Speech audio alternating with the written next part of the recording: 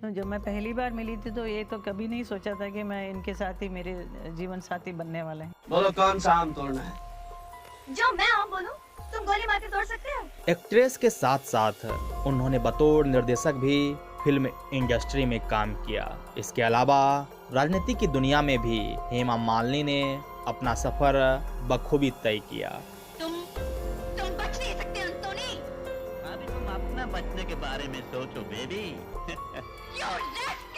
यूं तो हेमा मालिनी हमेशा से ही बॉलीवुड की टॉप एक्ट्रेस रही हैं, लेकिन एक वक्त ऐसा भी था जब मैगजीन में हेमा मालिनी के काम की चर्चा होने की जगह उनके अफेयर से जुड़ी बातें होती थी।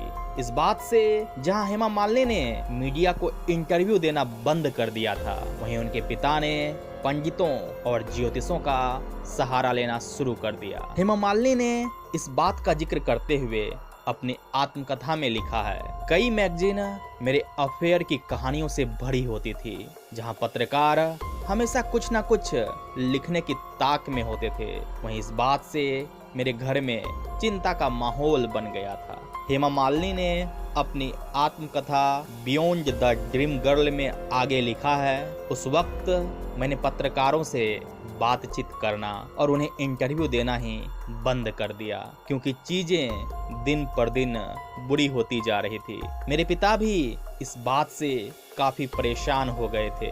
एक इंटरव्यू में हेमा मालिनी ने बताया कि चरस फिल्म की शूटिंग के लिए उन्हें कुछ दिनों तक माल्टा में रहना पड़ा था। शूटिंग धर्मेंद्र के साथ थी, ऐसे में उनके पिता भी वहां साथ गए थे। तो मेरे पिता ने मुझे तमिल में कहा कि मैं कोने में बैठूं जिससे मेरे पिता बीच में बैठ सके, लेकिन धर्म जी कम नहीं थे, वह चालाकी से मेरे साथ वाली सीट पर आकर बैठ गए। ऐसे में मुझे मेरे पिता और धर्म जी के बीच में बैठना पड़ा था। तो जब मैं पहली बार मिली थी तो ये तो कभी नहीं सोचा था कि मैं इनके साथ ही मेरे जीवन साथी बनने वाले हैं। ये तो बिल्कुल नहीं सोचा था। ये तो बाद में कुछ सालों के बाद 14 साल की उम्र से हेमा मालिनी के घर के दरवाजे पर फिल्म निर्माता दस्तक देने लगे थे। निर्माता निर्देशक श्रीधर ने फोटो सेशन के लिए हेमा मालिनी को साड़ी भी पहनाई। साड़ी इसलिए कि वे अपनी उम्र से बड़ी दिखाई दे सके। हिंदी सिनेमा में हेमा मालिनी को पहला अवसर सपनों का सौदागर फिल्म से मिला। हेमा के हीरो शोमैन राज कपूर थे, जो कि उम्र के मामले में हेमा मालिनी से बहुत बड़े थे। राज कपूर ने तब हेमा मालिनी को देखते हुए कहा था, एक दिन यह लड़की सिनेमा की बहुत बड़ी स्टार बनेगी। राज साहब की यह भविष्यवाणी आगे चलकर सच साबित हुई।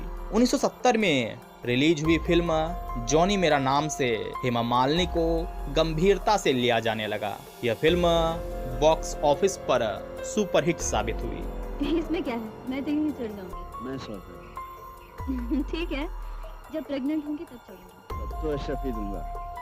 अभी रिहर्सल के लिए 100 रुपए। अपने करियर के आरंभ में ही हेमा मालिनी ने धर्मेंद्र के साथ तुम हंसी मैं जवां, शराफत, नया जमाना जैसी कुछ फिल्में की।